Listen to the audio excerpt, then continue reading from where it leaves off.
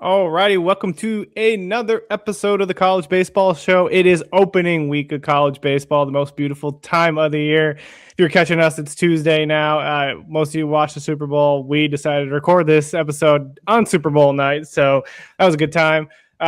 We got the whole crew here with us today. We got Mark, Will, Tyler. Tyler, welcome back to the College Baseball Show. It's good to see you.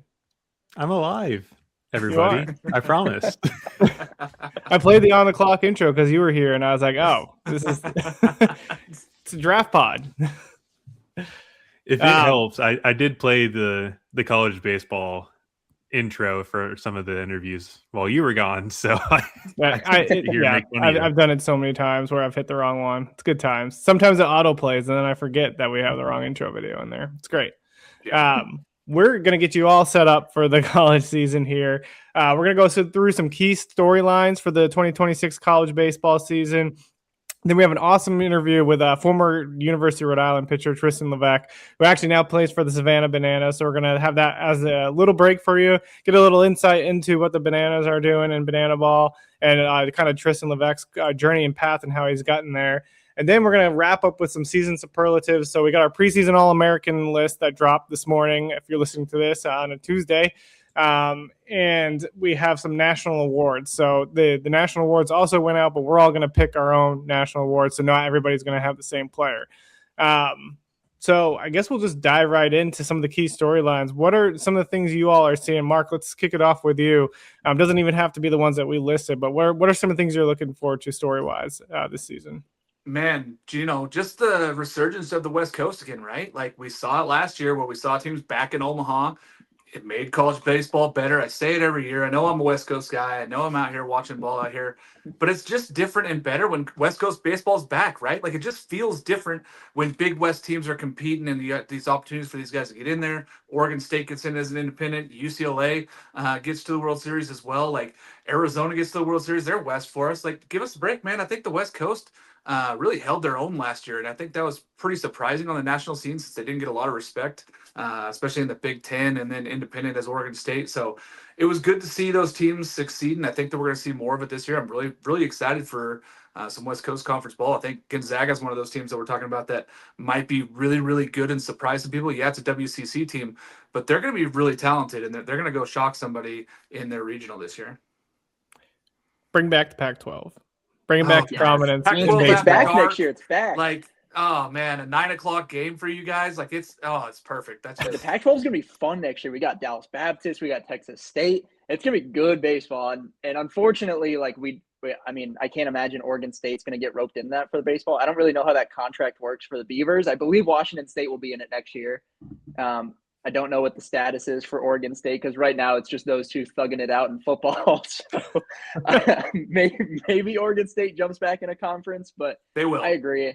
I love Pac-12. I grew up mostly a Pac-12 guy because from Colorado, the Buffs joined the Pac-12 when I was a kid. So always watch Pac-12 and there's no Colorado baseball. So what do you watch? You watch Arizona, you watch all the West Coast schools. And Mark, to your point, like West Coast baseball kind of back on the up and up.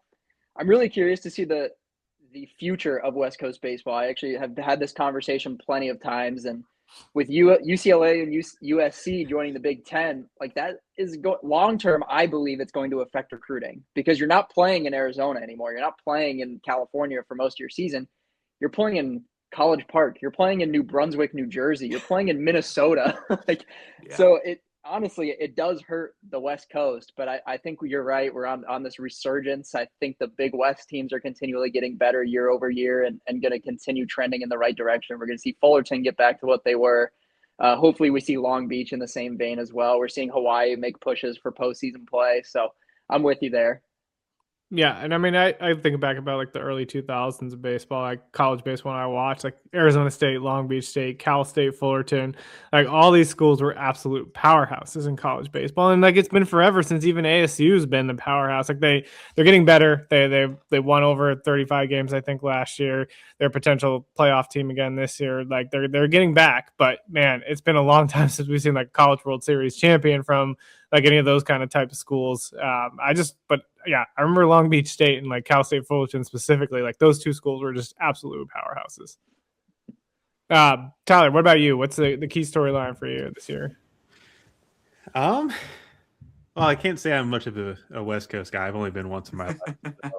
However, I do love the fact that we're getting West Coast, superiority back. First off, the one thing I'm kind of focused on is, seeing some of these injuries that we kind of seen rolling up to the start of the year, how it's going to affect some of the teams. Like you look at South Carolina, they lose Jake McCoy, and basically kind of just like a freak little accident, really. Like he had already been up to 98 this preseason and was doing pretty good until, I would imagine cold weather probably played a big role in how the injury kind of shaped out, unfortunately, because it's just been downright cold as hell out here. But we lose him.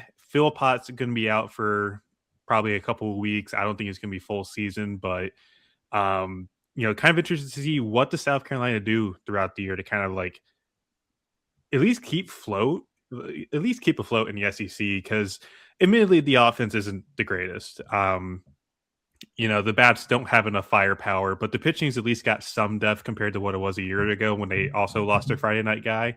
So I'm very interested to see what they do with rotation. I think Goodman's back. He's going to be probably their Friday guy. Amp Phillips. You look at Josh Gunther and some of these other cats they've gotten in the portal to kind of help them. So we'll see what happens there. And then obviously like Isaiah Lane is now no longer with San Diego. He's going to go to Hope International at the NAIA level, which was a little bit of an interesting poll yesterday. But, it's the good old early season or preseason stuff that kind of just jumps out and grabs your attention. So kind of interested to see how most of these teams kind of handle that kind of adversity already. But at this point, I'm kind of just excited for baseball to be back. I'm ready to go down the Conway this upcoming Friday and get some Cam Flukie in my life. Yeah. I mean, I agree with you though on like the preseason injuries too. It's like the worst part of covering the game, just watching these guys. Like these are kids, man. Like they're trying to make it in the game. They want to be able to pitch for their team. They want to potentially play at the next level. Like it sucks to see when you see a kid go down and have to go through the struggles and the adversity of overcoming that injury. But we've seen a lot of guys bounce back from it too, and like they learn a ton from it. And they come back by like Riley Quick, I think is a good example of that. Last year dominated with Alabama after having to kind of go through the injury recovery process. So it's like, it's tough, but it's kind of part of the game, especially on the pitching side. Like happens a lot on the pitching side, but hoping those guys have quick recoveries too. Yeah. And I mean, this is one of those things, right, where I sit here and I've been screaming for the 40-man roster. This is the reason, okay? You've already made your roster set, and then after January, you're still getting ready for the season now. Somebody goes down, 1, 2, 3 guys, you don't have the arms anymore. Now those weekday games, you go and look, now they start looking to cancel some of those games. They don't want to play those games because they hurt their RPI, because they're throwing their 13th or 14th guy when they wouldn't have done that. I really want them to take a look at this. I want the NCAA committee to look at this and be like, 34 is probably not enough. I'm fine with 34, but if you give them 40 and you say 6 redshirt guys that you can pull from at any time if somebody goes down with an injury, and then you redshirt that player or gray shirt, whatever you want to call it for that time, like they have to do something with it, because 34 is not enough at these big schools like SEC schools. That's not enough. ACC, any of the Power 4 schools, you go down some pitching, it's not good, and then you're not going to get as good ball, and it's going to be really rough to watch. I mean, that just, to me, the 34-man roster screams at me when I look at these injuries that happen after January 1st. Yeah, I'm 100% with you. And we saw it last year. Like TCU lost Ben Abelt 2 nights before. I think they officially announced it 2 days before opening day. Like when you lose your Friday night guy and a guy that potentially carries you into the postseason, it's tough. Obviously for the kids, it's really hard on the program, but it's hard for fans too. Like you're excited to watch the best competition face the best competition, and we don't get to see that as much. And especially with the shortened rosters, it's going to hurt a lot. We just saw a couple of guys from Oklahoma State go down. I can't remember how long they're actually out for, but even if you're missing 3 weeks, we talk about it all the time. This isn't a long season. It's actually really short. So you miss a month of the season, we're already in conference play at that point. You're asking guys to ramp up as conference play is going when you're playing really meaningful games, because in college baseball, every game is meaningful. So yeah, so you're probably going to see some midweeks get canceled as well as we get deeper into the season, and guys kind of just deal with the regular wear and tear that a 60-game season in the span of 3 months causes. Yeah. And you mentioned Abel too, where like I'll bring some draft stuff into this because you know me, this is how I am. But with Jake McCoy, like everybody was looking for him to have a breakout this year. He had a fantastic campaign on the Cape last year, and we wanted to see, you know, is this a mirage, just to command up? You know, not having that year to kind of like answer those questions is tough, and that makes a lot of decisions difficult for not only, you know, the team and the player, but also in terms of you know, front offices of like, do we still take a chance on these kids, and kind of wonder how to go from there. So there's a lot of stuff to move on forward with that. And like Abel got paid last year by Texas, which was great personally, because I feel like that's probably the best decision for him. And I hope McCoy gets the same opportunity, because I think for him, you look at the stuff that he has, it's a plus slider, really, really good fastball, already up to 98. You know, yes, we still don't know if the command's legit after the Cape. It's not going to be answered for another year and a half at this point. However, just providing what he's already, you know, shown to teams, I feel like there's a chance he gets pulled pretty, I would say like 5th or 6th round. Somebody pays him some good money to take him on. So I'm hoping he gets drafted and has something to kind of build off of after a pretty bummed start to the year for him. So I'm hoping he recovers well and has a great rehab and focuses on himself. I think he's going to be a really, really good stud at wherever he ends up. Yeah, I agree.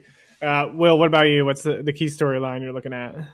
Oh, people are going to like this one. It's the elephant in the room. Is LSU going to repeat? And history tells us the answer is probably no. This sport is unbelievably difficult, even to just make Omaha the year after a national title. We said it over and over again. Like, it's Jay Johnson versus everybody. He obviously retooled really well in the portal. There's guys that are going to be taking bigger leaps. I saw some exit velo data from their preseason the other day, and Braden Simpson is almost leading their team in balls batted over 100 miles an hour. Like, those guys are obviously adjusting well. So you have to like the upside of this team. You don't have Cade Anderson. Who's going to be the dude on the mound? I love Kason Evans. I think he's going to be a really, really good arm. But is he Cade Anderson level this year? I think I have no idea. Right? That's really, really hard to replicate 2 years in a row for a college program. I'm going to go with no. They're not going to repeat as national titles. I believe all of us picked them in Omaha. Maybe Mark didn't. Mark, did you pick them in Omaha? Okay, so I believe me and Jared did. So I do think they're going to break the streak. I think they're going to get back to Omaha. There's just too much about the offense not to like. I think there's enough pieces in the bullpen. There's guys stepping up all over the place. I'm going to go with no. I don't think they're gonna repeat as national champions, but I do think they get back to Omaha. Yeah, Mark got blasted on Twitter for not picking LSU and his Omaha 8. So listen, like, okay, people yelled at me from the mountaintops when I didn't put them on my 24 team either, and I said there's a reason why, guys. It's really hard to get back there. You can't lose a 1-2 punch like that and just rebuild. Now, I've also said that if I'm going to believe in anybody, it's Jay Johnson. So if I'm going to say that somebody's going to get there, I believe that he could do it with this squad. I'm not downing the players, but also you're bringing in so many guys to replace these guys. It's a short season, like Will already talked about, and it's not a lot of time to gel for these guys. You saw it on that 24 team where it took them another year.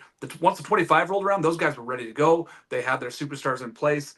That's kind of the feeling this year, is that maybe they don't have that cohesion. But I know Jay loves his team, and he's not going to tell us anything different than his goal is to go win a national championship, as it should be for LSU fans. So they can hate me all they want, but I haven't been wrong on LSU the last 4 seasons, and I'm going to stick with my prediction here.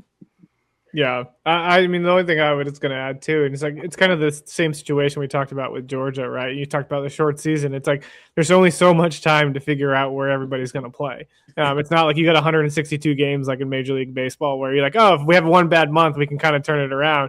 No, if you have one bad month in college baseball, it's pretty hard to turn it around. So, yeah, I mean, like I agree with Will on like the rotation questions, right? Like you're going to have Case and Evans, who's going basically from the bullpen, kind of served as a Sunday guy.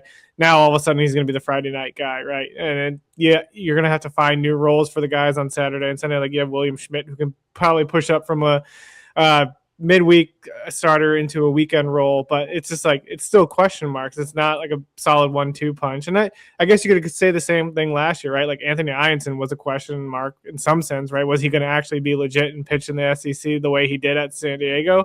I still like Ianson's a different kind of breed as a pitcher, but they didn't really get that kind of Anthony Ianson guy in the transfer portal this time. So it's like you didn't bring that kind of level arm into campus. Like you brought in some interesting arms, but like who's going to really fill that 1-2 role?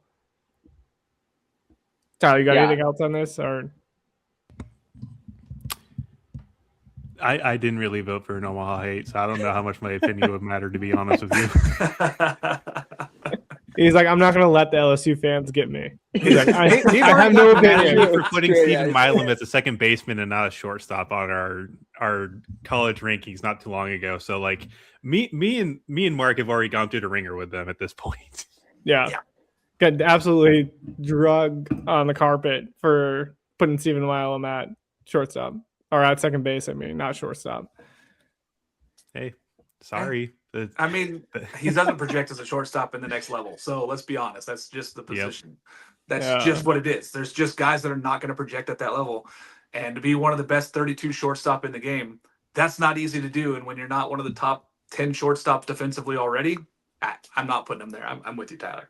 And now I'm going to get drugged more from LSU fans. So I will say, for what he is, he's impressed in the short time he's been at shortstop. Yeah. It's just the size for me. It's really tough to see guys, with his stats. He's like what 5'9", $180. It's really tough for a guy kind of that small to really stand out at the position. I think second base just is much better of a fit for him. And I think a great parallel to this is Alex Bregman, because he was unbelievable at LSU as a shortstop, and he immediately got moved to third base. And like, yes, he had the arm, but the smaller size, I thought he could stick at shortstop defensively. Like I didn't have a question about it, but he didn't profile that way, so they bumped him over, and it makes total sense. Milam's just another one of those guys. I've got a dual one here, a dual storyline, and because they're so similar, it's going to be Tennessee year one with Elander after the departure of Tony V / Texas A&M Resurgence in year 2 of Michael Early. I think we're all kind of bought in on what the Aggies have, and I think they're going to surprise a lot of people. I believe in the coaches poll, they got picked 13th, if I'm not mistaken. They were way further down than I anticipated initially. I thought people, at least coaches in the space, were going to bump them a little bit higher. I know the SEC is competitive as all get out, and we mentioned it in our SEC preview show. There's probably 11 teams down the list that could win the conference. I think Texas A&M is due for a really big bounce back. And as far as Tennessee is concerned, I think they're going to be really solid. Like, I don't see them having that kind of weird external pressure explosion that we saw Texas A&M have early on in the season. So that's kind of where I stand on both of those, but curious to hear your thoughts. Yeah, I mean, it's tough, right? Because I think a lot of people want to blame Mike Early for last season, but also a lot of those guys just didn't perform like they did the year before. And Grahovec was out all season. Yeah, they lost Grahovec and they lost Shane Snow. So like they lost two of their key pieces to that team. So like I want to see what Early can do with like a fully loaded team. Like he brings in Chris Hakopi and he brings in a bunch of other guys from the transfer portal. They got I think Shane's back this year, right, Tyler? Yep. So they have him back as well in the rotation. Like this is like, I think, the big test for Mike Early. And like, Will, you've talked about it before. They don't have that pressure of being number 1 overall to start the season, right? They have an opportunity to kind of work up to that. And so I just feel like the spotlight's not going to be on Early the entire season. Like with the whole Schlossnagle thing of him moving to Texas, players calling for Early, like the spotlight was immediately on him because they were the number 1 preseason team. I think that pressure is going to be off. That locker room's not going to have that same kind of pressure on them either. Like I have to imagine those guys were like on pins and needles every weekend. And then like when the struggles happen, like you're kind of digging yourself into a bigger hole, right? In terms of like having that pressure on you. It's like it's just even bearing down on you even more because you're not living up to those expectations. So I do feel like the Texas A&M. I think the resurgence will happen this year. I think they're going to be one of the top teams in the SEC. And I don't think I'm sure Early's on the hot seat if they aren't, but like I feel like he's going to come away after this season no longer on the hot seat. I mean, if you're going to give me Caden Sorrell and Chris Hakopian and Gavin Grahovac and then Bear Harrison, you're going to say those are four of the top 10 hitters that could end up in SEC play. That's how good these guys are. You're going to give me all four of those guys back and Sadeo? I'm set. I really believe that this is a year that Texas A&M kind of puts themselves back out there. And if they don't, I think you're right, though. I think maybe that seat does get a little warm because this is a very talented roster and they have a lot of talented freshmen and that transfer class. If they don't perform, we might see some sparks. Yeah, I'm with you. And in like to even build off upon that, like going to Tennessee, seeing what Elander's been such an integral part of that operation. Yeah, ever since Vitello really got there. Like he's been the lead recruiter on that staff, and you see the amount of guys that were really just hoping that he would get the position. I know Kevin Schnall interviewed for it, but then immediately after, said he wasn't going, and then hey, look, we have Elander as the head coach. I think that was the no-brainer decision for Tennessee to make because he has been around that team for so long and has helped construct that team to where if you go with anybody else, you're risking having a Michael Early situation where not everything kind of is cohesive and you kind of start running into like you bring in Schnall, he doesn't perform well. Now you've got the spotlight all over that team again, kind of like what Early did. So I think Elander's going to have a much, I don't want to say easier, but I'd say a better transition, considering the fact he's been part of that team for so long and has done so much for that program since Vitello has gotten there. And everybody is basically gotten behind him and kind of showed him like, hey, you're deserving of this.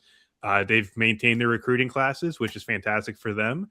And they've got some pretty good transfers. So like, I'm going to sit here and say, I think Elander does a pretty fine job for first year at Rocky Top. And don't forget, he went out and got his buddy Chuck Terrelleman to come and coach with him, one of the best assistant coaches in the country. And now he's sitting in that dugout with him. And that's a huge add, I think, with the time that they got him. So I'm with you. I think it's great. I think even before like Elander left, I think all of us had some question marks in terms of like what Tennessee will be this year. But like that was before Tony V left. Like I think if those question marks arise during the season, it's not going to be because Elander's the head coach. Like those are already going to be up in the air for this team. Like this team's super talented. Like Tyler mentioned, big transfer portal class, big freshman class like Cam Appenzeller came in town. I'm blanking on the catchers. Trent Grindlinger also came into town as well. So like this team's going to be fully loaded, full of talent. Like I agree with Tyler. I don't think they're going to miss a beat in Rocky Top. Want to move on to one of the storylines I have. So which mid-major, and I'm not going to include Coastal as a mid-major in this one, will make it to Omaha, who will be the next like Murray State this year? I know yours already, Will. So Mark, maybe you start with this one. I really do believe that if a team that has, what you got to look at is a team that's got to have a lot of experience and a lot of arms. When you look at some arms that are out there in the mid-major realm, Gonzaga pops up again, right? They have a couple guys that are in that top 100 that are possible out there for draft arms. Like you have that kind of talent. You have player of the year in the WCC, Mikey Bell returning. That lineup has some guys that are draft eligible that are really rising up on draft boards. Like you look at teams like that, and I'm not saying Gonzaga's there as much as I think that they're going to be really talented this year and put themselves in that position. But you got to look across and see, I think the biggest thing is arms. And once you get past the arms section, you got to have guys that are seniors and performing. And a lot of these mid-major teams that end up getting there, like the Murray States of the world, they have a lot of senior and upperclassmen leadership that is very talented and has been there because you can't falter once you get into the playoffs. And that's the hardest thing with the younger guys. And you could have some super highly talented freshmen and sophomores, but at the mid-major level, it really gets tough because they're not put in those big situations like you are in SEC play all the time. So I think that's the biggest thing is looking at, seeing what you got for arms, and then from there you go to the senior leadership. I love that. I'll let you go on your tangent here. Mine's actually going to be twofold because I realistic terms, I think it's Southern Miss. I really do. I feel like they've kind of been knocking on the door. They've had hosted regionals at Pete Taylor. This team is loaded again, and we've talked about it. When you lose a guy, especially for these mid-major programs, when you lose a JB Middleton type, that's really, really hard to bounce back from. But I feel like we can't we can't lock Coastal in after losing Jacob Morrison and Riley Eichhoff and not talk about Southern Miss just because they lost JB Middleton and Matthew Adams. You still have Cross Sibley. You still are going to have Colby Allen, who's going to make that jump into the rotation, who was electric out of the bullpen last year. 67 innings, 77 strikeouts. Hitters hit 214 off of him. This pitching staff is going to be really, really good. You also have Matthew Russo and Joey Urban leading the charge on offense. They did some things in the portal that I really liked within the conference, bringing in guys over. And I think Southern Miss is going to be just primed for a really, really good year. Now, if you want my Murray State pick, like who's the underrated, college baseball darling this year, it's Missouri State. And yes, they're jumping into Conference USA. They're going to have to compete with the Dallas Baptists of the world. I believe they were picked 6th in the conference when I saw their preseason poll in Conference USA. They don't lose a lot. They bring back so much. They bring back 6 guys on offense. They bring back 2/3 of their rotation. I'm really excited for Missouri State. I think they're going to make a ton of noise in Conference USA and really take a lot of people by surprise. It feels like nobody has kind of talked about them with the jump over. Kind of feels like it's always been Dallas Baptist Conference to lose, really. It's really Dallas Baptist and everybody else. And, it's hard not to with Dan Hefner at the helm. He's one of the most winningest coaches since 2005 in all of college baseball. I believe they ranked 7th in the entire country in terms of average wins per season since that mark. So, you have Caden Bogenpole, who has kind of notched All-American talks amongst a lot of media places, and I think he's going to lead the charge on offense. This is a really dangerous team. This is going to be really, really fun. So if you want my darling pick of the season, it's Missouri State. But I think USM has a legit chance here. I think they are primed to get another host in a regional, depending on how the SEC plays out. And I think both of them, in terms of mid-majors making a deep run, I like both of them. Yeah, Tyler also got crushed on X by Missouri State fans for not having Caden Bogenpole high enough on his draft board. It was only one. It was no, there was a couple. Yeah, there was like 1 or 2. I know there was one that was called Caden Bogenpole Lover, and I was like, you know what, I can't sit here and hate on that. Like you gotta represent your guy. Yeah. I'll go with kind of like a dark horse mid major, UNC Wilmington. Maybe a bit out there, but you look at what they've been able to do and get in the portal. Jake Bechtel from NC State. This was a guy that was a 2-way there. He goes to UNC Wilmington last year. I think he's in for a big campaign this year. Connor Marshburn might be one of the best mid-major arms in the country. Trevor Lucas, if you're looking for a guy to kind of, fight maybe Harrison Feinberg for the CAA Player of the Year, Lucas is going to be up there for one of the guys that might take it away from him. So, I think looking up and down, like there's some pretty highly touted freshmen too. Trey Williford is one guy that kind of really sticks out to mind for UNC Wilmington. But don't sleep on the Seahawks, man. I think they're going to make a pretty big push, even after losing guys like Cameron Bagwell to Wake Forest in the portal and Brock Wills to West Virginia. They've reloaded. I think they're going to make some noise in the CAA. I would not be shocked if they enter, postseason play as like a 3 seed and shock somebody in a lower regional. Yeah, I like that pick. I'm going to go a little bit off the board here. And I love a team that has a chip on their shoulder, and they were in the last 4 out of the tournament last year. Going to go with the UConn Huskies. This is a team that Jim Penders has taken to Super Regional a couple times now, and they've just been knocking on the door of Omaha. And every year, Penders has a really, really good team. Like, he just recruits really well, always has a lot of older guys that are like 23 grad transfers that are just kind of mashing in the middle of that lineup. The question marks are on the mound a little bit, but they have a guy like Oliver Pudvar that's coming in. I think Caden Suchi is also back this year for UConn as well. So they got some kind of key arms they can go to. But then they got the big bat, Tyler Minnick. This guy put up absolute video game numbers last year. Just going to be in the heart of that UConn order and be able to kind of produce for them and do some big things. And they also went out and got quite a bit of a few other transfers, like Mercy's D2 Peyton. Mercy, a D2 school, Peyton Jamison, and then Bryce Deadweiler, who's a freshman as well. So they got some like really intriguing bats that can kind of round out this lineup. And I really love Jim Penders. Like I think recently got an extension not too long ago. Has really been committed to UConn and building UConn baseball up. And they're a 40-win team almost every year. I know they're playing in the Big East, so yeah, you're like, 40 wins out in the Big East, not that big a deal. It's hard to win 40 games in college baseball, no matter what conference you're in. And he puts together a legit program every single year, and I'm waiting for them to actually punch their ticket to Omaha. I love that pick. Yeah. Love it. I mean, really good coach. They keep going. Again, they get a lot of senior leadership. They get a lot of these grad transfers. They get a lot of arms. It's a place that knows how to win. I love that. That's a good one. Yeah. And to your point, Jared, I just want to make one quick point on the Big East, because when the general consensus in college baseball is, likely, it's just the Big East. The Big East had a legitimate case for 3 tournament teams last year in UConn, Creighton, and Xavier, and all they did was get the conference tournament championship.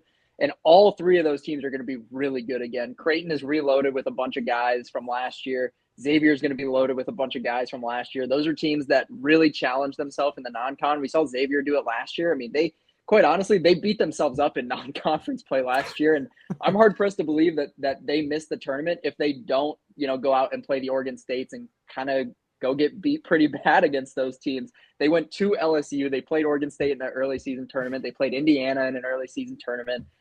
They like to challenge themselves, and that's what's so fun about these Big East teams, is that they don't back down from playing the big guys, especially in the non-con schedule early on. Yeah. Tyler, I know you got to go here soon, but we'll do one more here. We'll talk. We'll do 2 other key storylines, Tyler, after you leave. But the one I want to talk about while you're here is, will UCLA live up to the preseason hype as the number 1 overall team? And I want to talk about this one because they also have the number 1 overall prospect for the MLB draft as well. But who wants to go first on this one?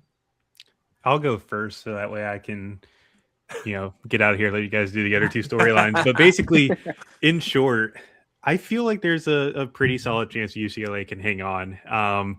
You look at the not the rotation, but the lineup in general. Like, you get Will Gasparino coming in, new environment. I think he's going to do well going back home, because he goes from Texas to he's originally from SoCal. His dad is, if I remember correctly, the amateur scouting director for the Dodgers. I could be mistaken on that.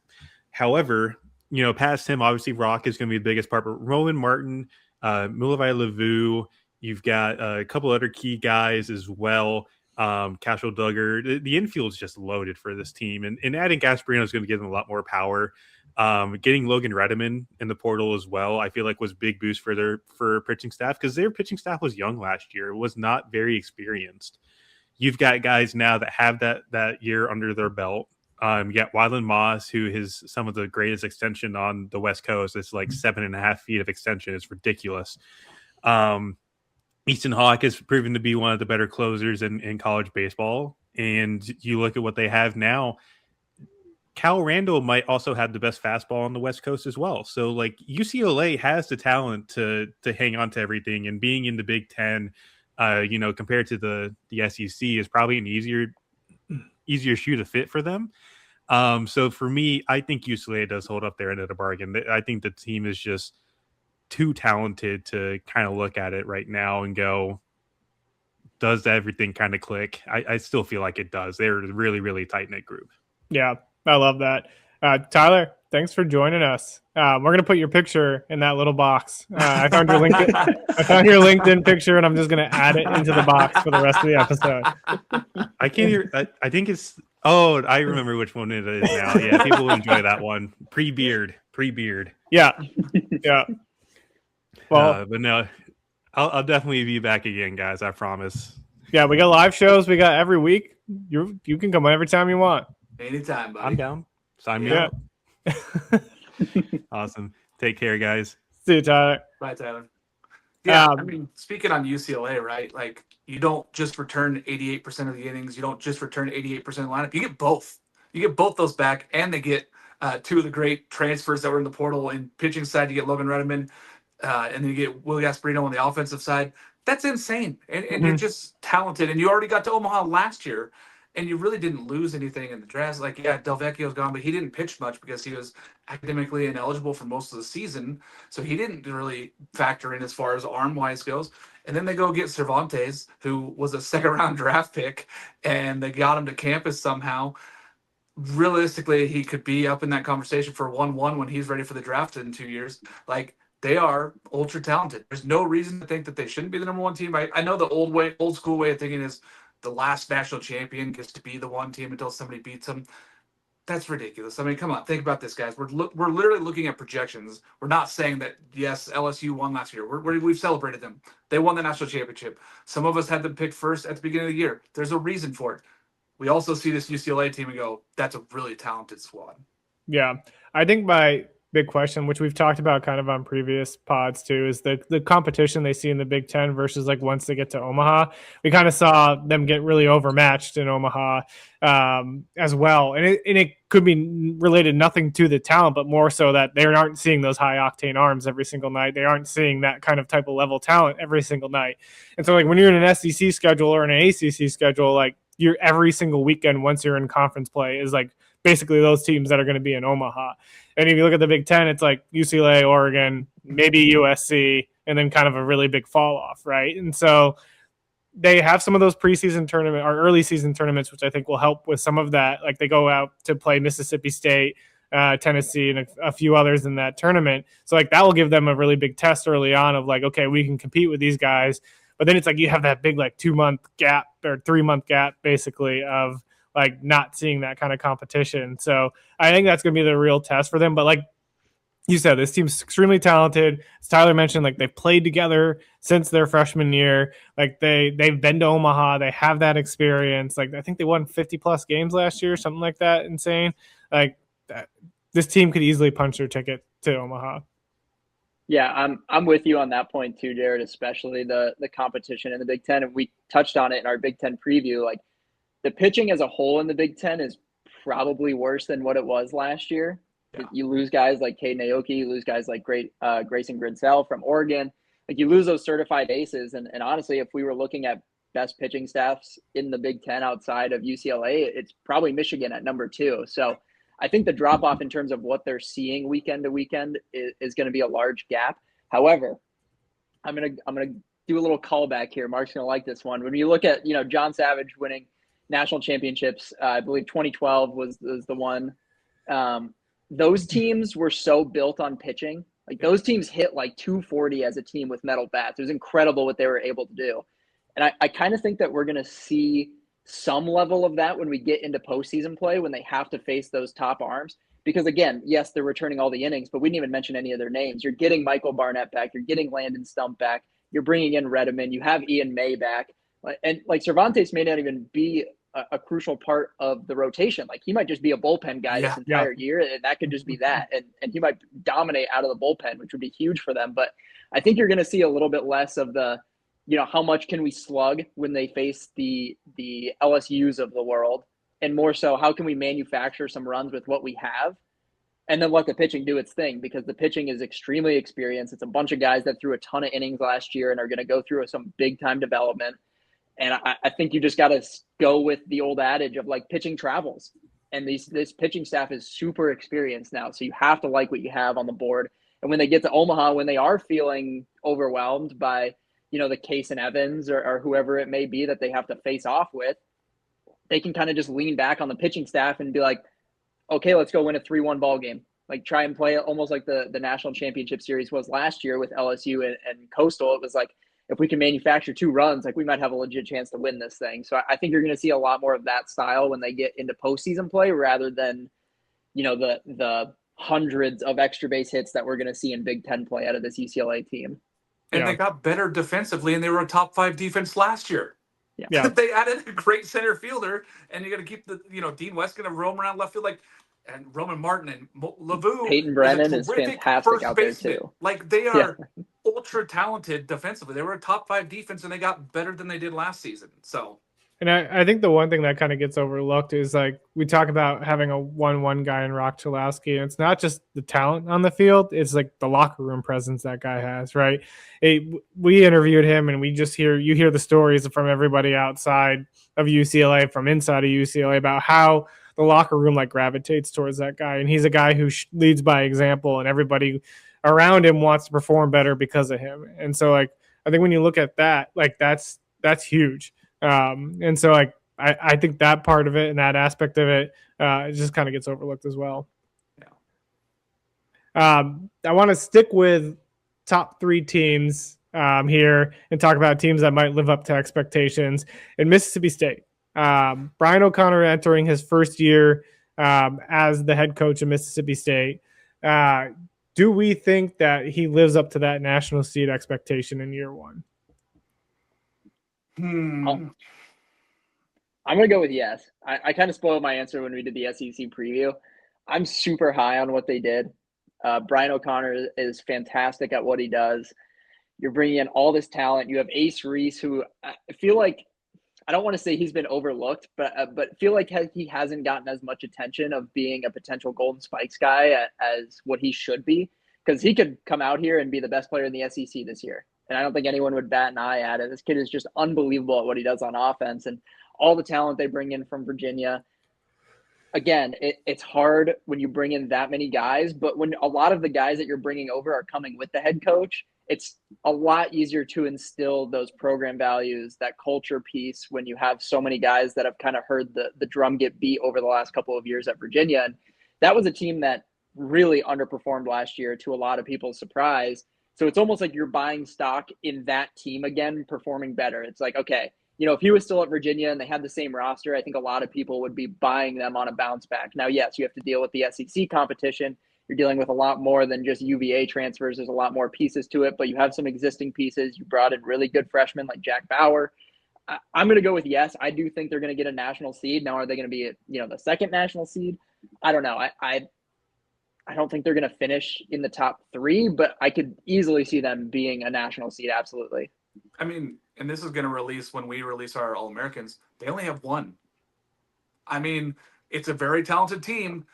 Pitching has huge question marks for me. Like, I know that they're going to go on some really talented guys, and that these guys have huge ceilings and the abilities there. Again, you said they bring in Jack Bauer as a freshman also, but there's still a lot of question marks as to whether these guys can pitch meaningful innings in the SEC and get outs and be very successful. The lineup's going to be good, but there's a lot of question marks for me. I think that they end up being a national seed.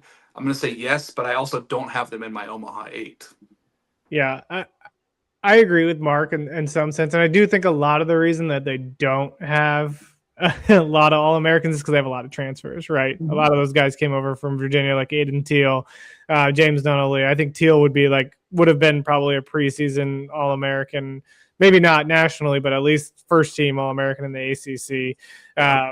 So I think that's part of it, but I do agree. Like, they don't have the big time stars outside of Ace Reese. And like you talked about on the mound, they're really trusting in a lot of the transfers, like Tomas Valencias, who was the Sunday guy for Virginia.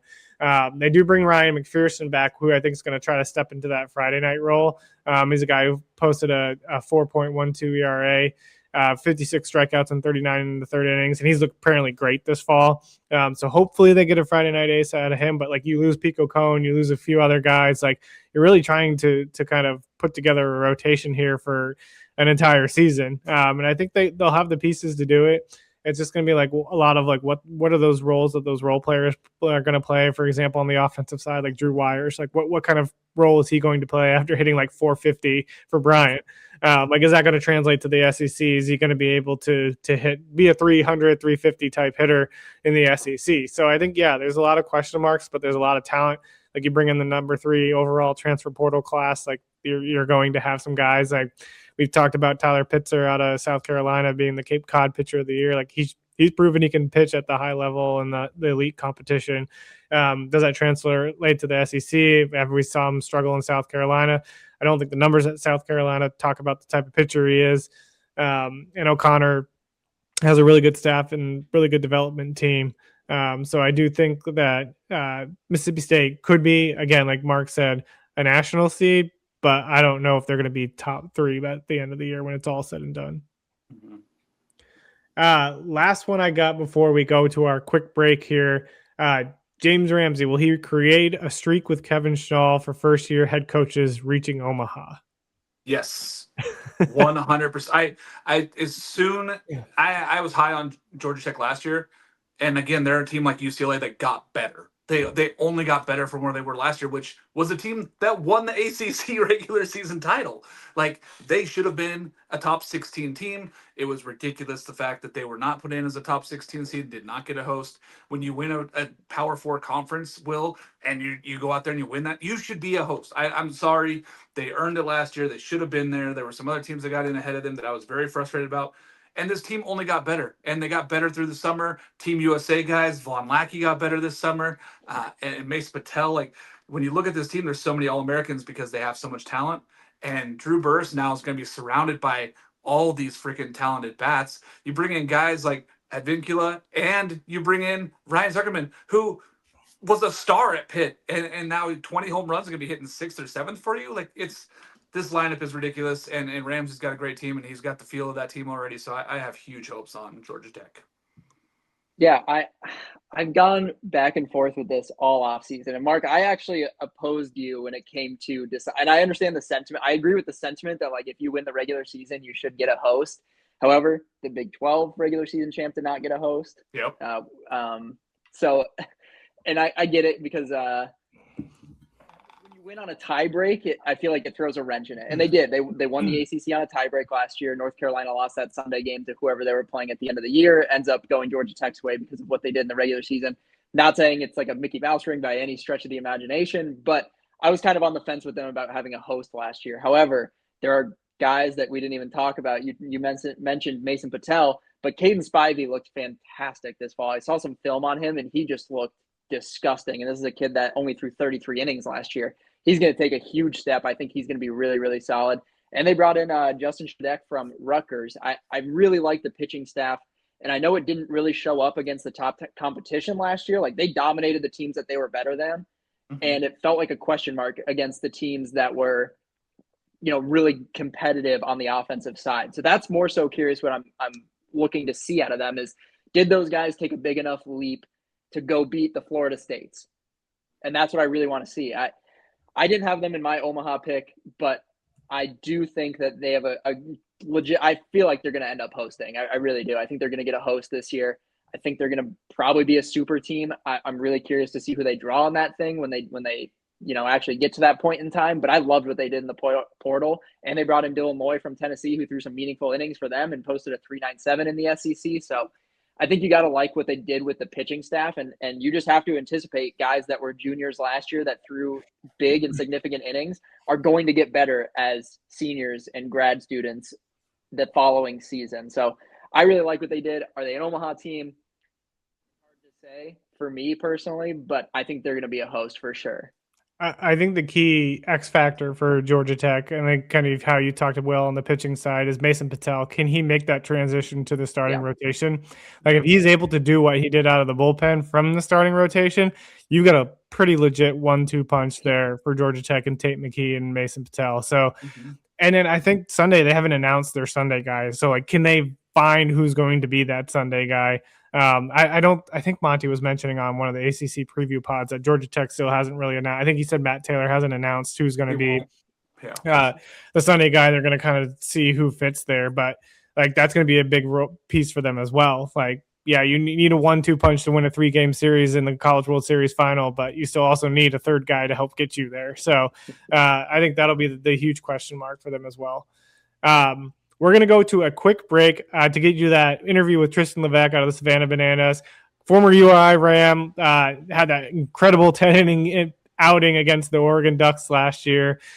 Really cool interview. Will and I got to sit down with him, chat a little bit about banana ball, how he tried to go pro ball, just didn't work out for him. And then he found out this opportunity with the Savannah Bananas. So really awesome kid. I think you all enjoyed this interview, and then we'll be back for some preseason awards. Media. I'm Jared. We got Will here with us today, but we have an awesome interview for you today. Trystan Levesque, former Rhode Island Ram, now a member of the Savannah Bananas. Trystan, how are you doing today, man? Doing great. Thanks for having me on, guys. This is awesome. I told you guys I'd be back. Yeah, man, we were excited to have you back on. Remember we had you on last through that incredible 10-inning game against Oregon, had to talk about the performance, but now you're doing something a little cool too, a little cooler, I guess you could say, here now, playing for the Savannah Bananas. Just talk about that journey a little bit. Guess fill us in on kind of what you're up to now. Yeah, I guess it's all right. I mean, yeah, it's kind of cool. No, this is literally a dream come true. I get to play further baseball, and I get to play against really good competition too. So the journey right now is I'm just getting everything set up. I just moved down here to Savannah. I'm loving it. It's nice being down here, not having to worry about wearing some layers while I'm trying to play catch. It's nice compared to Rhode Island. Yeah. Yeah, I was gonna say you get that northeast weather now. All of a sudden, you get to the Savannah, Georgia weather. It's gonna be so much better. Oh, it is beautiful. Have you guys ever been down? I have friends that live in Never. Athens, Georgia, and they keep telling us that we need to come down to Savannah, but we've never been. I highly recommend it. I've only been here for 2 days and I am loving every part of it. The downtown area is so cool. I love it. Yeah. I got to ask you about, so take us into the banana ball draft. I was kind of following it on Twitter. Is this the first year they did the draft, or have they had the Yeah. draft in the past? So this will be first year that they did the draft. They started off with 3 fan votes per team.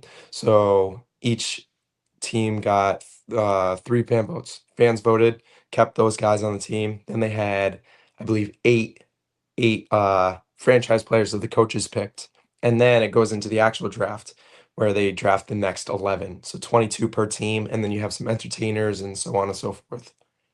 Yeah, so how do you know like who's gonna pick you? Like, how did you know that you were gonna be a member of the Bananas versus the other, like the party animals, the other teams that are within the league as well?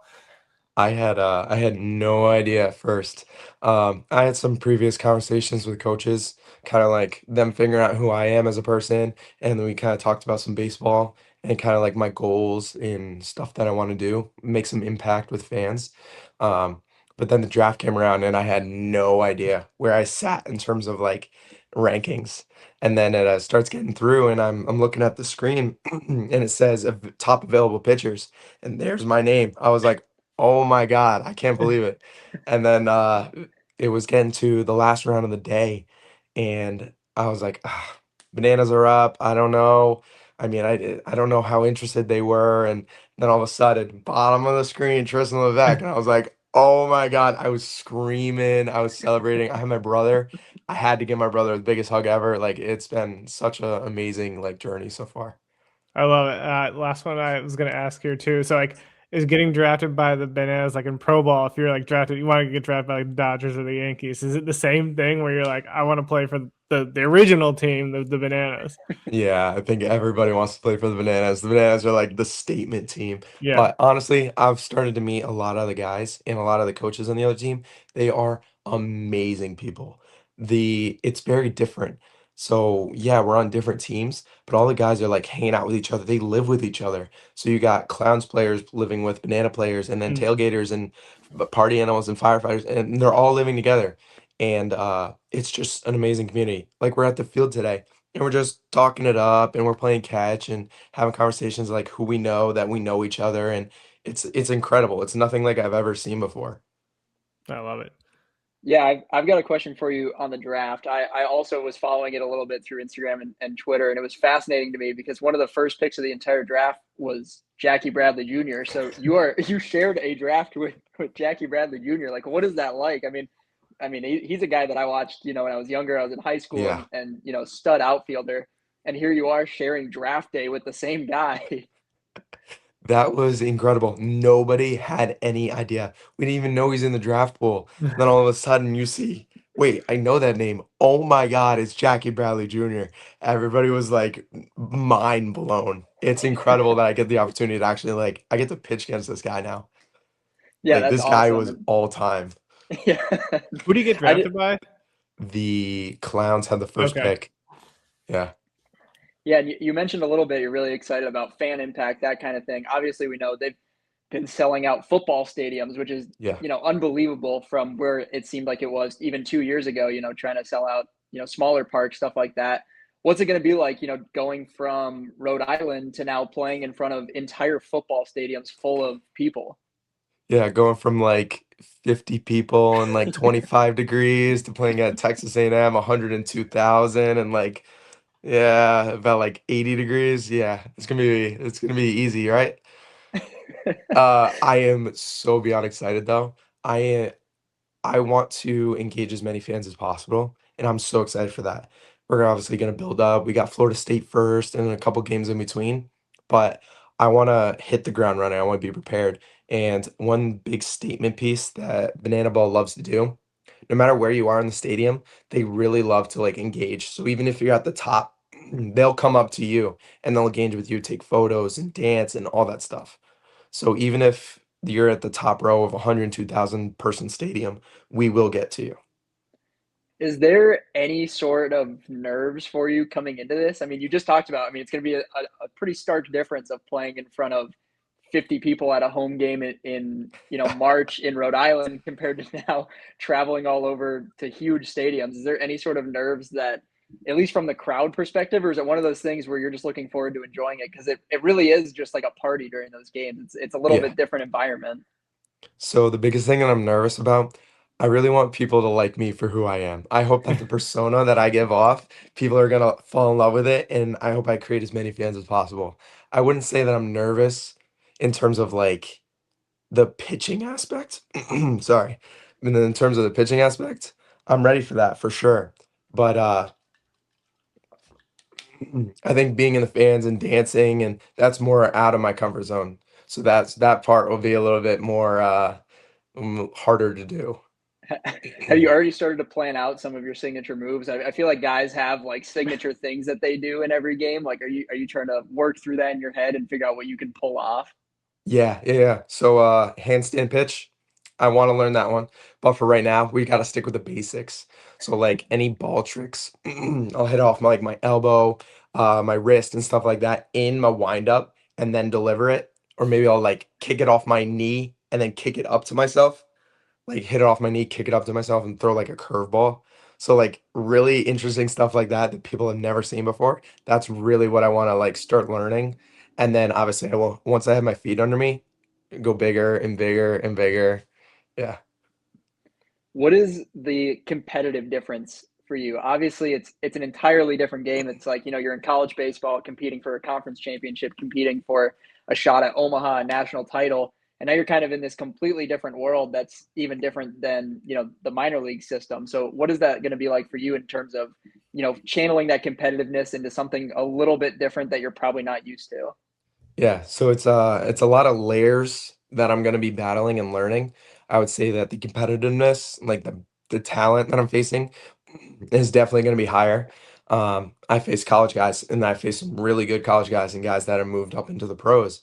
But I'm facing minor leaguers and ex-pro guys, and they're all in this league. So it's gonna be a big adjustment there.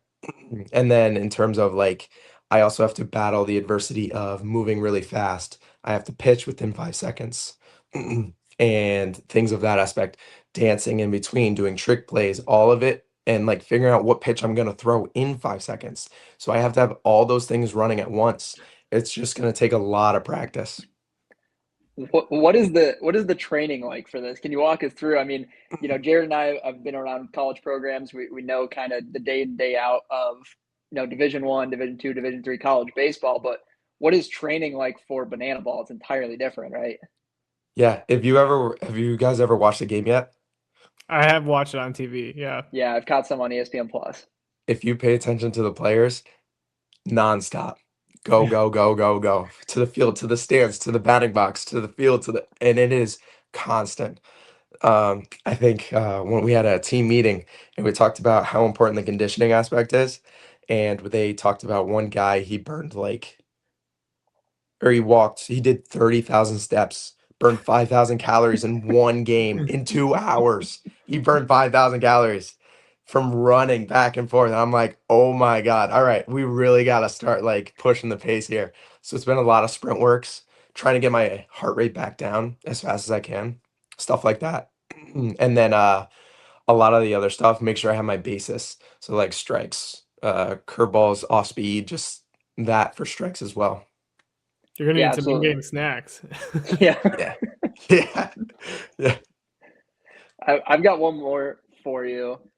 Is there something specific about this opportunity that you are looking forward to most? And with so much going on, I mean, you've just rattled off 8 to 9 to 10 different variables in just, a matter of 2 innings, 3 innings, not even the course of an entire game. Yeah. How are you going to be able to like slow down and really enjoy it? And what are you looking forward to most about that process of being able to enjoy it on the field? I think the challenge is what I'm looking most forward to, the next thing that I want to accomplish. So having something to chase is definitely cool. I want to have a goal of mine is the lowest minutes per inning, meaning like I get out of the inning the fastest. And generally, I feel like that would correlate to like success. The faster you get out of an inning, the more that you're succeeding. No runners get on base, no runs score, maybe I get a strikeout, stuff like that. I feel like that's a good goal. And then some of the other things, the impact that I want to make with the fans is another huge thing that I want to do. I don't know if I ever talked with you guys about the last time, but my baby brother, he was a big motivation for me. And so leukemia awareness is huge. I want to see if I can team up with a leukemia awareness or cancer research um, program or fundraiser, things of that nature. And I want to see if I can utilize Banana Ball and maybe we can figure something out and we can kind of grow that. And I really want to like get behind that if I can. No, I love that. That's awesome. The one question I was going to ask you too. So, what made you to decide to try out for Banana Ball? Right, I think I saw you throw in the MLB Draft League. You had wrapped up your career at Rhode Island, but what all of a sudden made you want to transition to like, all right, I want to go after this Banana Ball thing?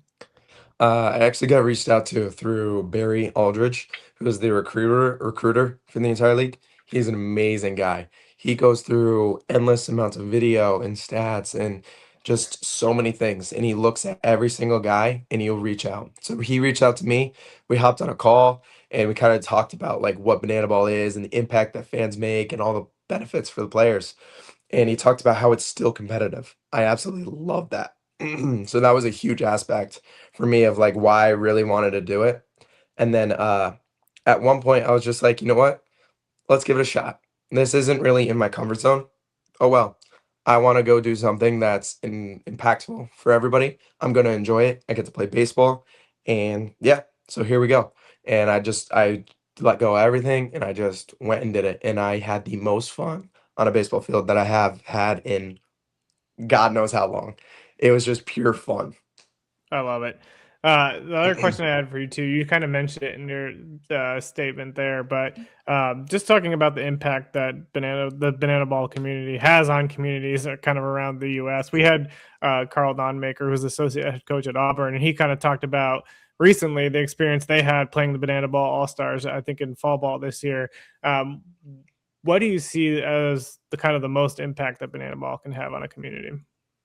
I think that it grows it is the basis of it. In terms of like how it grows, it could be a number of things, but it makes its impact and that community will help each other. It's fans helping fans or fans first. That's like their motto. Fans first always. They have at the end of all the games, they break it down with all the fans. They go one, two, three, fans first. And it's amazing. And that's literally everything that they want to do. So when they go into communities and they do youth programs and lessons and they create all these baseball leagues like with banana ball flair, that's what they're doing and they're growing it and kids are loving it and it's bringing back the love it's bringing back the love for baseball again.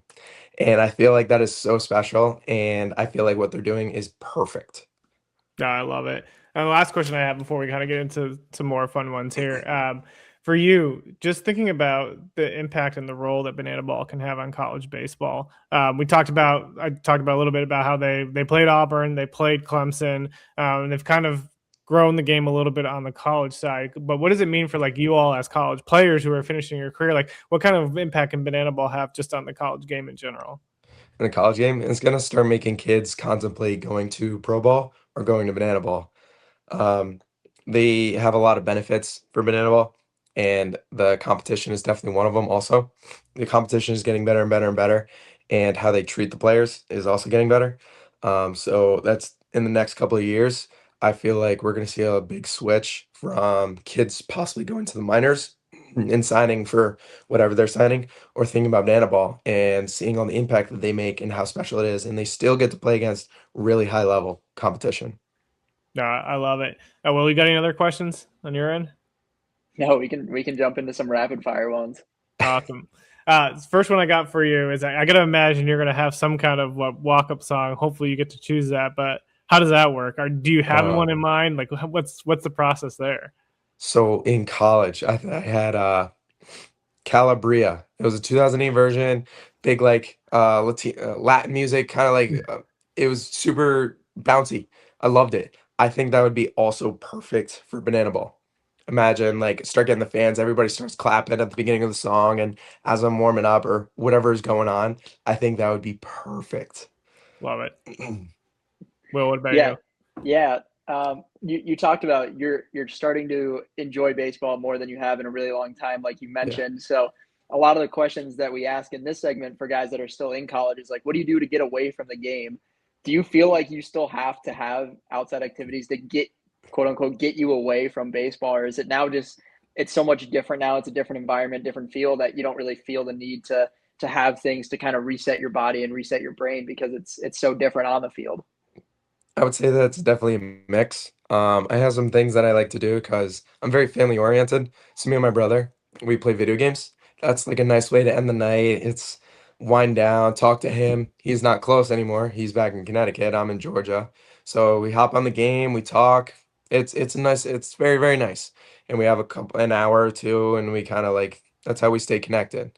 Um, Other than that, I mean, I play guitar. I like just going outside. Savannah is a beautiful city, and I will have plenty of time now.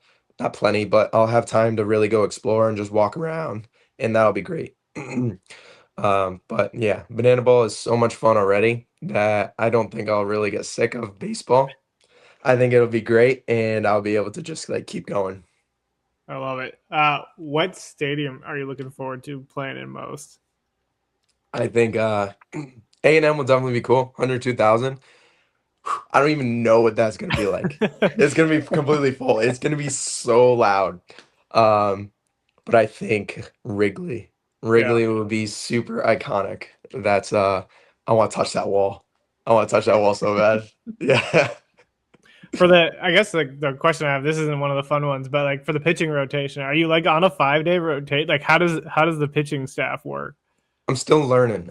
We have I don't remember the exact amount of what we have on staff, but there's only like 3 games about every weekend or Okay. whenever we have it scheduled. So, I mean, it's full 9 innings. We're getting 9 innings in, even though it's 2 hours. So you got to have everybody on deck ready to go. Sorry, guys. No, you're Wow. good. Yeah. So you need guys on deck ready to go, and so you need your starters, relievers, closers, showdown guys. I don't know if you guys are familiar with that, but showdown guys are the guys that come in last to when the game's tied, and they need the nastiest stuff to really like secure that win. Will, you got any more on your end?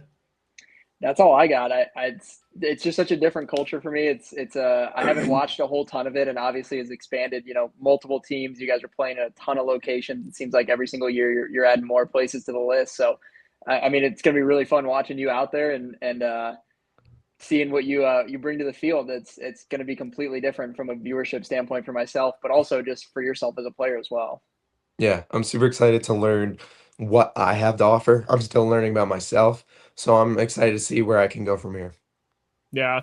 I got one more for you, and this is one Yeah. we've been asking a lot of the coaches that we've had on too. But like, if baseball didn't work out for you or banana ball didn't work out for you, what would you be doing? What would be the path? I would be on my path to be a chiropractic doctor. Yeah, I was actually enrolled in classes. I was enrolled in chiropractic school, and then banana ball called, and I loved it. I'm sorry, I had to put it on hold. So we'll resume that journey when banana ball is done. I hope it's way in the future, but yeah, we'll resume it later on. Love it. That's actually one of the better answers we got. We asked Skylar Mead from Troy, head coach. He said he was going to be a storm chaser, and I was like, that kind of fits. But That's awesome. That's great. Well, Trystan, man, we can't thank you enough for taking the time to join us on the College Baseball Show. Always a blast having you on, just chatting, and we're really excited to see what you do with the Savannah Bananas. Definitely we'll be watching, and we'll definitely have to have you on sometime in the future again. Awesome. Let's go for 3 times. Yeah. Love it. All right, big shout out to Trystan Levesque for joining the show. Really grateful for him for joining us on the program and really watching him with the Bananas. Now we want to get into some preseason awards. So we're going to start with our preseason All-Americans. I don't know if I can show the graphic on the screen without ruining the entire screen. I don't know if I want to read through all these, but I guess I will. So we're going to go through the first team first here. So we got Von Lackey at catcher out of Georgia Tech, Brady Ballinger out of Kansas at first base, Chris Rembert from Auburn at second base, Ace Reese from Mississippi State at third base, Rock Chalowski, shortstop from UCLA.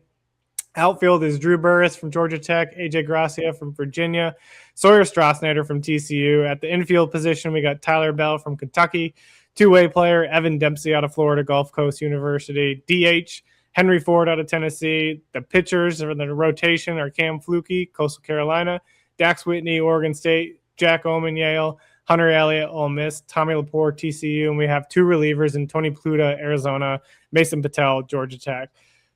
All right. Anybody, guys, you want to talk about specifically on this first team?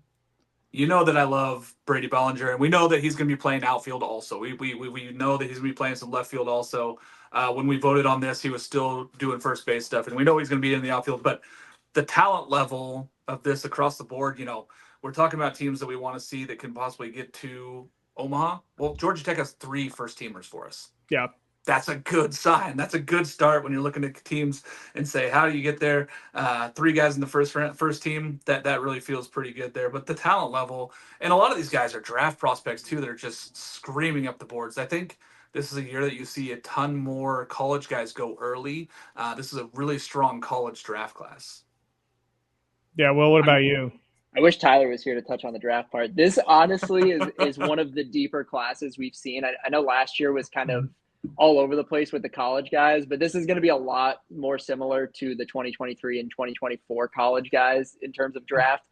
I think almost every name we just listed off is draft eligible this year outside of a couple. So this was ridiculously hard to vote on, by the way. Like when we were getting down to the nitty gritty, like there are a lot of players from the second team as well as the third team that have legitimate chance and legitimate cases to be on the first team. This is an unbelievably fun college group we have for all 3 teams of All-Americans.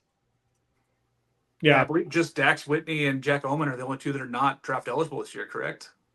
Yeah, Oman's 27. And so is Whitney. They're both 27. They could be 1-2 in the 27 draft. Yeah.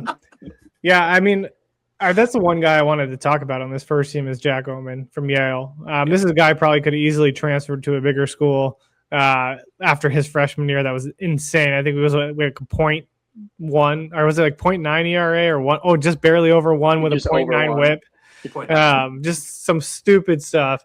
And this stuff is really, really, really good. It's not because he's pitching in the Ivy League and just dominating in an Ivy League. He's posting like over a 1 ERA because his stuff is that good, and he's pitching in the Ivy League. So the combination of those 2 things is just leading to the absurd numbers that he's putting up.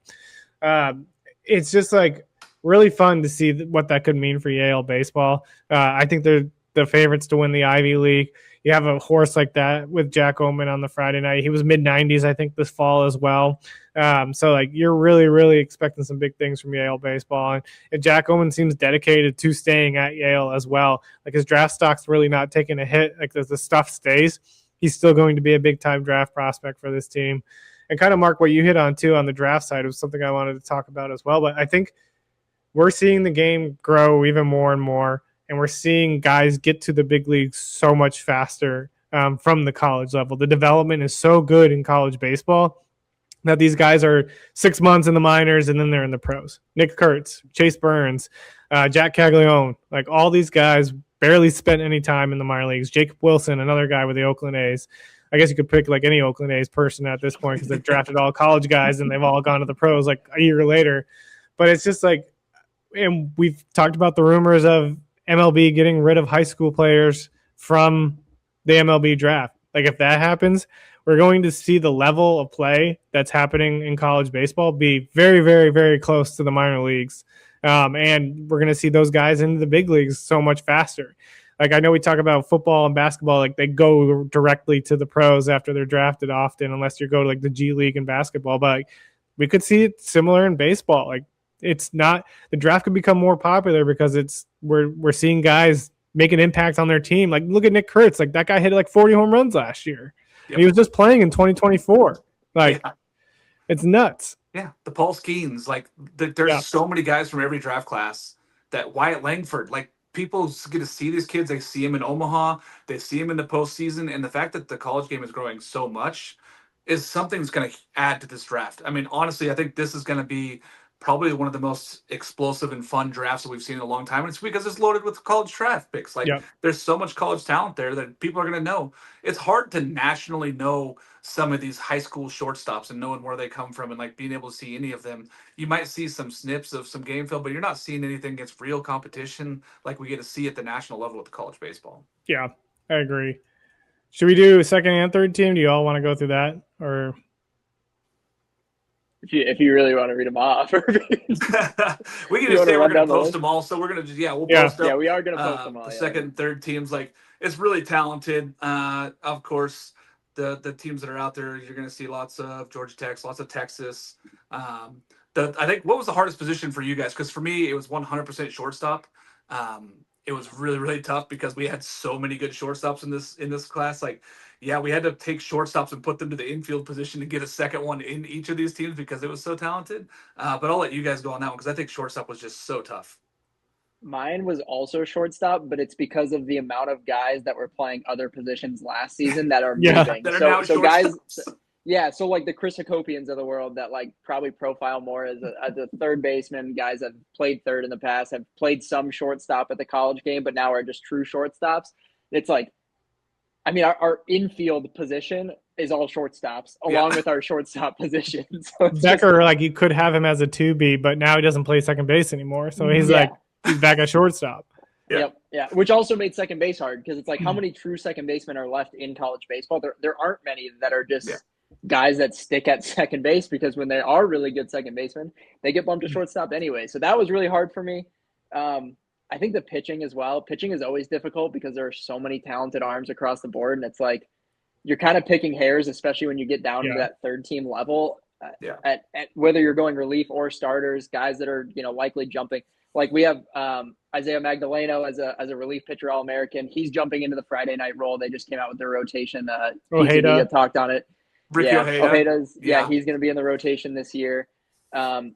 Zach Cohen could end up being a rotation guy. Mason Patel could end up being a rotation guy. So even a lot of our relief pitchers, like, those aren't set in stone. Like Tony Pluta is probably one of the few guys on our relief pitcher list that's going to stick a reliever the entire season. Him and probably Carbone from Coastal. I don't know. Yeah. So those two guys are probably likely the only two guys that we don't see get starts this season of our relief pitchers. So that's always a tough one as well. When you have these kind of rotating roles in college baseball with the shorter seasons and guys that are so dominant as relievers that you can't help but, just help their endurance out a little bit and bump it into a rotation role. So that was tough for me as well, but for sure shortstop. Yeah, I think I struggled most with the outfield because I feel like almost every second team outfielder could be a first team outfielder if it all comes like at the end of the day. Like the first team's super talented. Like it's Gracia, Strasnyder, and Burris, who are probably all top 10 picks for the MLB draft. Then you look at Lucas Moore, Derek Curiel, and Logan Hughes. Like Hughes is skyrocketing up draft boards. Curiel, if he sticks in center and has some more power, he's probably a top first rounder as well. And then you have Lucas Moore, who's already like considered a top 15, top 20 pick for the draft because of the hit tool and the speed. Like all those guys could potentially be a first team All-American. I know you don't vote on preseason All-Americans based on draft status, but it's just like that's how talented they are. And then you look at third, it's like Andrew Williamson, Caden Sorrell, Aiden Robbins. Those are all top guys on our draft board as well. Like the outfield is absolutely loading college baseball this year. It's just going to be really fun. We're going to move on to national awards. So player of the year predictions. We did pick Drew Burris from Georgia Tech as our player of the year, so we'll note that. But who is your player of the year prediction? Will, we'll start with you on this one. Yeah, I have to go with Sawyer Strasnyder because I'm so in on the TCU train. But if TCU is actually going to be that Omaha team, legitimate national contender, Sawyer Strasnyder has to replicate somewhat what he did last year. Now, the kid hit 11 triples last year and led the country in them. He hit over 10 doubles. He's probably going to hit over 10 home runs again this season, and he's going to steal some bags and truly a do-it-all, five-tool kind of player. So if they're going to see the success that I believe a lot of people in the space see TCU having, I think Strasnyder has to do what he did last year and likely better. And based on what I saw last year, I don't think the sophomore slump is in play for him. I really don't. He's so talented. The swing decisions are pretty solid for the most part. I'm really excited to see what he does in 2026. And again, if TCU is going to be really good this year, like I think they are, it's going to be because of him in a major way. Yeah. Mark, what about you? I have not been quiet on this one bit, and I think Miles Bailey wins the Golden Spikes this year. I really think that he makes this just gigantic leap. I think that he hits between 30 and 35 home runs this year. I think he drops that swing and miss rate down. I think if he gets that strikeout percentage under 15, you're looking at a guy that's a 300 hitter with 35 home runs and maybe 100 RBI. Like, that's how talented he is at this Florida State lineup. And I think that he's the guy that kind of makes that jump. Again, another sophomore that we're talking about that's going to be ready. I like Miles Bailey to win this award this year. He had a 663 slug as a freshman. Yeah, that's what I'm saying. It's so dumb. And it's going to get. I believe And that was it's with be some better. strikeout, and that was like he had a fair amount of strikeouts last year. So like, if Yeah. He cuts down posted on that over at all, 1,000 OPS with those strikeouts. Yeah. unbelievable. I'm going to talk about just who we picked as the National Player of the Year. Drew Burress, Georgia Tech. I know every outlet basically has gone Rock Chalowski at this point, and for fair reason. But you look at Drew Burress's numbers over the last 2 seasons in college baseball, he has been right up there toe-to-toe with Rock Chalowski, and you can almost argue that he's put up better numbers than Rock Chalowski in some sense. Rock, of course, has the elite defense at shortstop. Burress is good in the outfield, but he's not the same type of defender as Rock Chalowski is at shortstop. But this is a kid who posted an 821 slug as a freshman with 15 doubles, 25 home runs, 1333 OPS. That's his freshman year. Last year, he dipped to 1162 OPS. A little dip in performance last year with 23 doubles, 19 home runs, 62 RBIs. I think if there's going to be a player that's going to push Rock Chalowski, not just for the Golden Spikes Award, but for 1-1 in this 2026 MLB draft, it's going to be Drew Burress. He has been constantly overlooked for his size, which I think gives him a little bit of a chip on his shoulder. But he's outperformed everybody at every level of play. When he was coming out of high school, the reason he wasn't he was highly recruited, but people still dinged him for his size. He goes to Georgia Tech and he absolutely puts up absurd numbers, and they're still kind of talking about his size. And to me, it's like at some point you just got to put that away. Like, the performance is there, man. Like, this kid is putting up ridiculous numbers every season, every year. And I just think that Drew Burress is going to do the same his junior year. Now that we've talked about Georgia Tech having one of the best lineups in college baseball, he's going to have all these dudes mashing around him. He's not going to get walked a ton because you're going to have to pitch to him, or else you're going to have to face Ryan Zuckerman or whoever else. I think Zuckerman was projected to hit 7th in this lineup. So it's not even going to be Ryan Zuckerman you're going to have to face. It's going to be somebody else like Von Lackey or whoever, Alex Hernandez. Alex Hernandez, yeah. So, Drew Burress is probably going to post better numbers this year. It's just insane. We're going to move on to Pitcher of the Year. Mark, we'll start with you on this one. This one's tough. I mean, I think we're all huge on Cam Flukie, right? We all know that he's going to be right there. I mean, and he got better this offseason. So it's hard for me to go anywhere but Cam Flukie, as much as I love Dax Whitney, but it's Cam Flukie for me. I think what he's done at Coastal Carolina, and he got better this offseason and located a little bit better and added a little bit of velocity, and that fastball has more break. It's pretty dumb. You watched him last year at the World Series, and he was toe-to-toe. That's the kind of pitcher that he could be. He was toe-to-toe with Anthony Anderson. He's that skilled. I love Cam Flukie, and I think that he kind of runs away with this one. I think also with their schedule, they don't see Troy, they don't see Southern Miss and Sun Belt. That sets up for him to be 13-0, 14-0 at some point, possibly, which I know it's silly. There's not a lot of L's on that schedule for him this year when you look at it from a Friday night realm. So I really think that everything points towards me saying Cam Flukie for sure. And I mean, he's our Just Baseball preseason Pitcher of the Year pick for a reason. What he did against LSU in that College World Series, they lost that game, but he was dominant. And he went toe-to-toe. I can't remember. Did he face Cade? He lost 1-0. No, he lost. He went against Cade. Yeah, it was 1-0. Yeah, sorry. Yeah. In a 1-0 game. Lost 1-0 in a game he pitched terrific. Yeah. What about you, Will? Who's your guy? I am going to go, and yes, I agree. It is Cam Flukie, and I don't think it's anybody else, but I got to throw Dax Whitney out there. He's likely going to be our Pitcher of the Year going into 2027 because he's not draft eligible this year. So I'm just going to go with Dax Whitney here.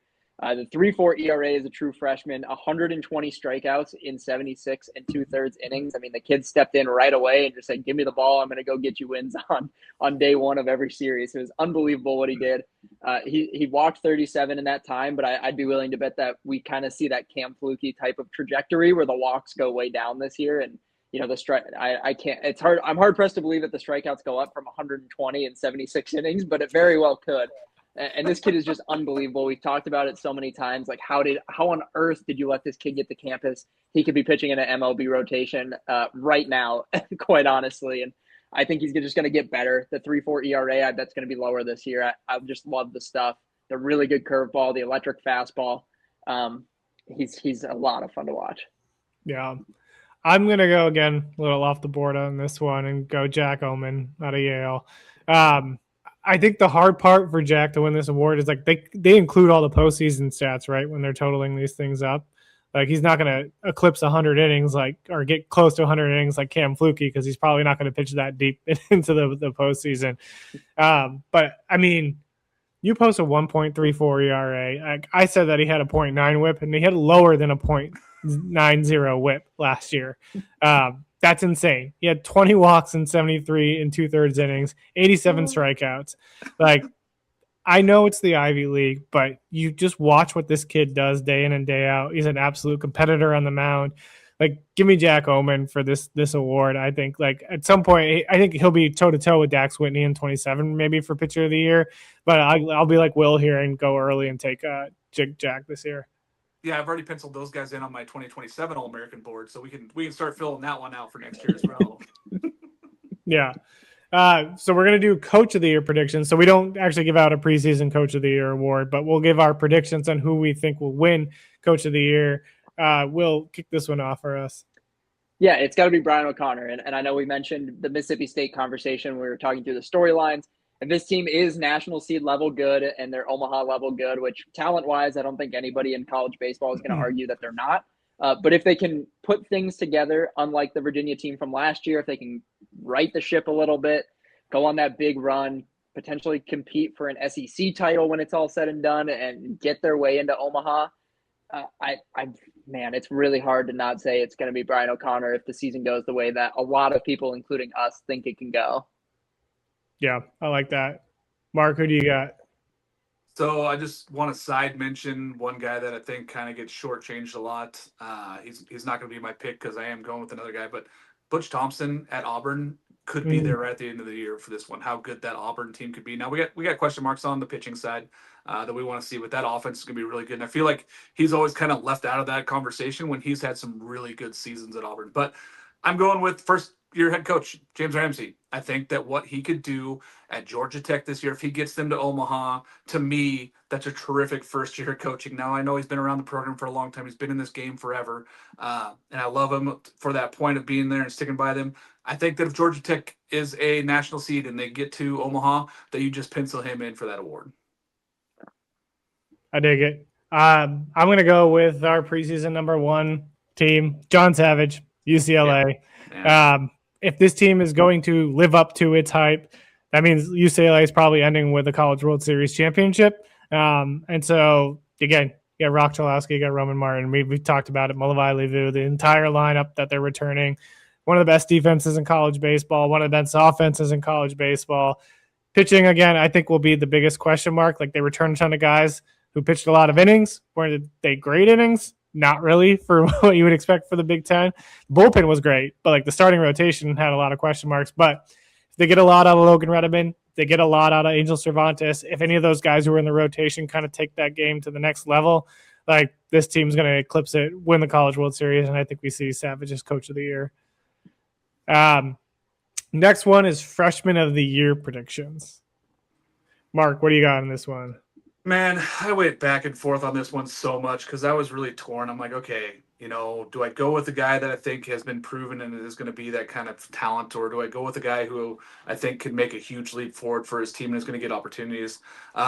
So I did go with the UCF freshman Jordan Lotis. I think that he could be an everyday shortstop. He's grown. He's about 6'3" now, sitting down there playing shortstop every day for a UCF program. If UCF turns it around, and this is kind of an opportunity award, because I'd love to go like a Bauer or Cervantes, but again, those guys are both on really good teams, and so they may not get as many opportunities.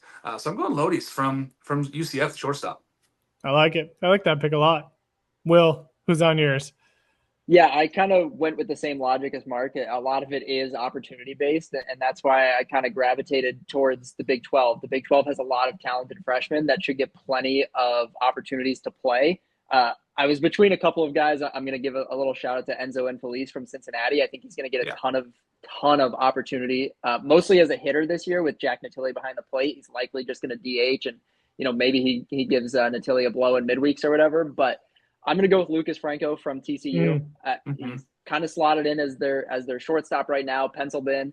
If he plays legitimate innings there and plays a really good shortstop, he was the number 21 shortstop according to Perfect Game this past year. Again, if TCU is really successful, he's had plenty of opportunities to show what he can do. And sure, he might be that 9-hole hitter that turns the lineup over and hits, 260, 270, 280. But if he does that and plays really solid defensively and is a big piece of the TCU puzzle, I think he's got a legitimate chance. And I think there's going to be plenty of opportunity for him to play because Cole Kramer is likely just sticking at second base for what he's always done there. So give me Lucas Franco out of TCU. I like that pick a lot. I was gonna go with Jack Bauer because that's the easy pick. I think he's like D1 baseball's top number one on the top 100 freshman list. So I'm probably not going to go that route now after the two picks you all made. But I'm going to go a little bit further down the freshman list here because I think Angel Cervantes, like you talked about, Mark's going to kind of maybe struggle to find pitching time. He did dominate this fall, it sounds like, so maybe he does crack the rotation, but you're kind of taking a risk there. Same with Cam Appenzeller out of Tennessee. I think he's another guy that if he cracks a rotation, he could win freshman of the year. Another guy, sorry, I'm just kind of rattling off some freshmen because I want to talk about some of these guys. But Ty Peoples, outfielder out of Georgia. Apparently he's been turning some heads this fall as well. He was a pretty big draft prospect on our board going into last year. Again, though, we talked about Georgia and they having basically two teams. Like, is Ty Peoples going to find a way into that starting lineup? I don't know. He has a strong fall, but like you've got older guys who are going to probably be fighting with for playing time. Same thing goes for Jacob Parker at Mississippi State. Like, he's a big time draft guy. His brother JoJo Parker was like 7th overall to the Blue Jays. Both of them were expected to go to Mississippi State. Jacob just ends up there again. Playing time at Mississippi State, they brought in basically a whole entire outfield there. So, like, is he going to get an opportunity to play? So the guy I'm going to go with, and I'm not going to go back to Miles Church out of Alabama since I've talked about him on like 7 episodes at this point. I'm going to go with Brock Kettleson out of Stanford. I was just going to mention him after you're done. That's such a good one.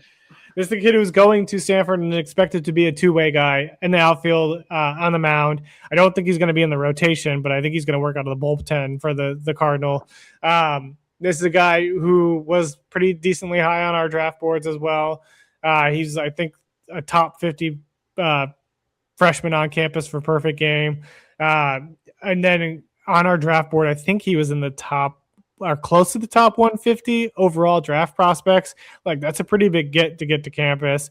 I think even when you talk to coach, he's potentially going to be in the starting lineup in this outfield. Like, that outfield is going to be pretty solid. You get Brock Sell, who's another freshman at Stanford, who probably is going to be starting in that outfield.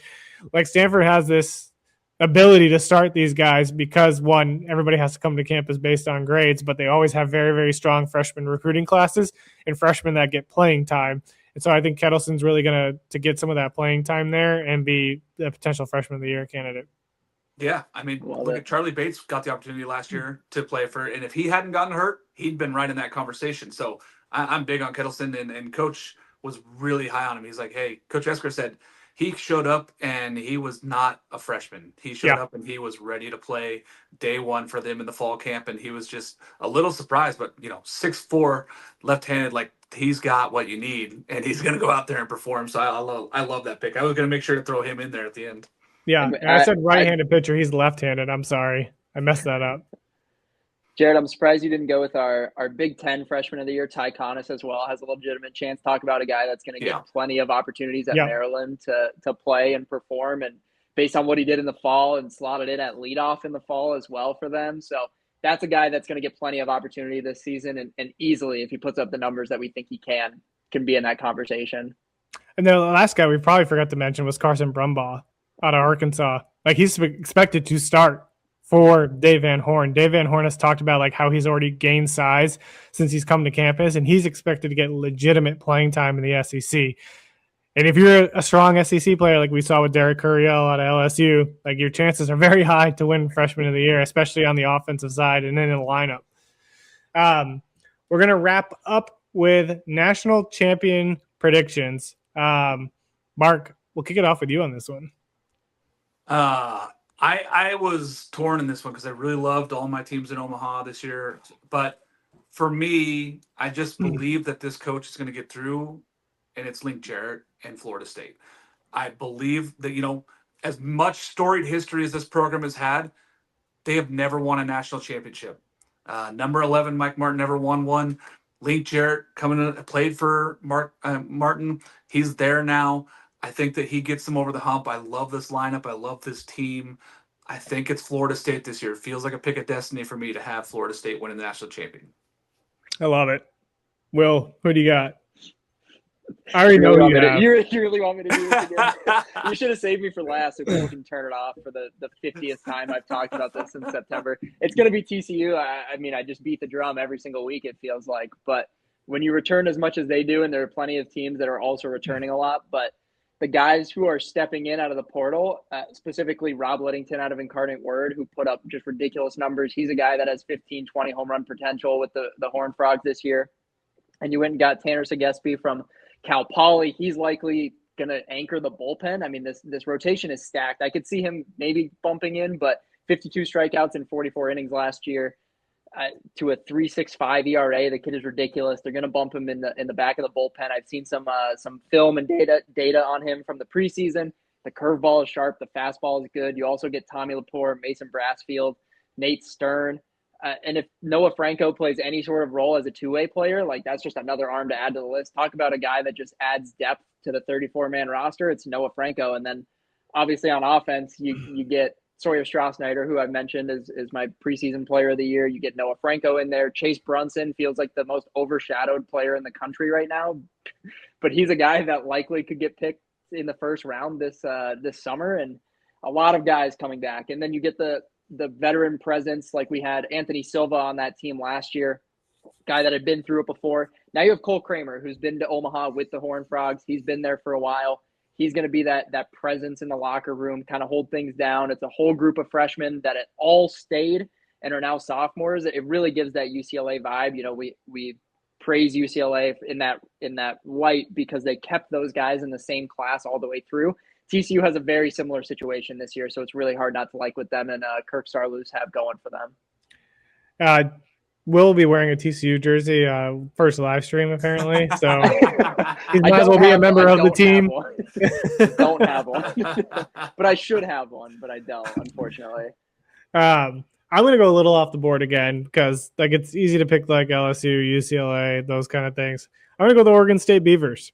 I know they're missing a ton from the lineup, losing Gavin Turley, Ava Arquette, and others. They have Jacob Krieg, they have Easton Talt. They have all these guys that can produce, but to me, I've talked about it on the podcast of why I love Florida having a 1-2 punch. They might have the best 1-2 punch in the entire country in Dax Whitney and Ethan Kleinschmidt. Kleinschmidt's probably a top 30 guy for the MLB draft this year. You have Dax Whitney, like as Mark's talked about, potential 1-1 for the 2027 draft as an arm. Having those two guys, and then I know they went to Omaha last year, and those were their two guys last year as well. But it's like you're going to get a full season with Omaha experience under your belt going into 2026. They have Eric Segura, who can be that Sunday guy for them too to help carry the rest of the weight there. And the bullpen is very good for this team as well. So like I really love when you have a strong pitching team. Again, question marks offensively on what they're going to kind of bring to the table there. But they got some good transfers that can kind of fill some holes. I really, really like Oregon State as an opportunity team to really make a run for this national championship. I'll get to see him lost live, so I'm excited. And then Tyler's here for the end. Hi. Tyler, who's your national champion? Bring Who's us my home. national champion? National champion Oh. prediction. Prediction. Okay. Yep, just in time for the finale.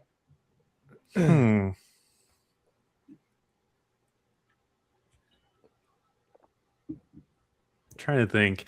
Oh, I don't want to choose the same one as you guys. So which one have you guys We put out got there already? Oregon State, TCU, and then Florida State. Florida State. Okay.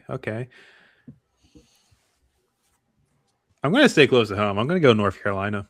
Ooh, I like that pick. I like that pick. You know. Oh, yeah. We talked to Coach Forbes, and man, he got me ready. I was fired up. Him and Coach Dan McConnell. So McDonald, I was like, wow, I'm fired up for ACC Bowl, as you know. Yeah, man. Like, we've talked about it before. We talked about it on the ACC preview show.